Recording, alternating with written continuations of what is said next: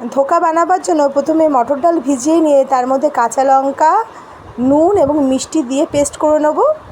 এরপরে কড়াইতে সাদা তেল দিয়ে তার মধ্যে হাফ চামচ কালো জিরে, হাফ চামচ সাদা জিরে, হাফ চামচ জোয়ান দিয়ে একটু ভাজা ভাজা করে নেব এবং তার মধ্যে সামান্য পরিমাণে হিং দেবো। দিয়ে ওই বাটা ডালটাকে দিয়ে দেবো, দিয়ে একটু শুকনো শুকনো করে নেব।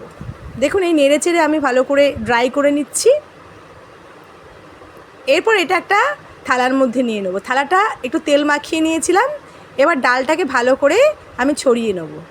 এরপরে ধোকার আকারে আমি এটাকে ভালো করে কেটে নেব। দেখুন এরপরে এটাকে আমি সাদা তেলে ভালো করে ভেজে নেব। সমস্ত ধোকাগুলো আমার ভাজা হয়ে গেছে। এরপরে আগে থেকে কেটে রাখা আলুগুলোও আমি একটু লাল লাল করে ভেজে নেব। আলুগুলো তুলে নেব। তারপর তুলে নেওয়ার পরে ওই তেলের মধ্যেই শুকনো লঙ্কা, সাদা জিরে এবং তেজপাতা দিয়ে দেবো।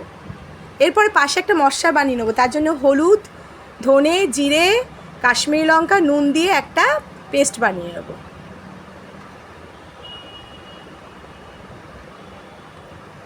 এবার এটাকে আমি ওই তেলের মধ্যে ঢেলে দেবো। এবার ভালো করে কষিয়ে নেব।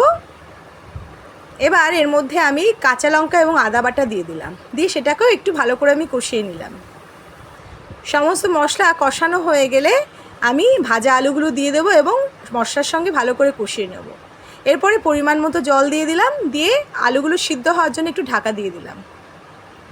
এরপরে ঝোল একটু কমে আসলে আমি ওই ধোকাগুলো দিয়ে দেবো এবং একটু গরম মশলা দেবো, দিয়ে নামিয়ে দেবো। হয়ে গেল আজকে ধোকার ডালনা। ধোকা দেবেন না, ধোকা খান। ভালো লাগলে কমেন্ট করবেন। নমস্কার।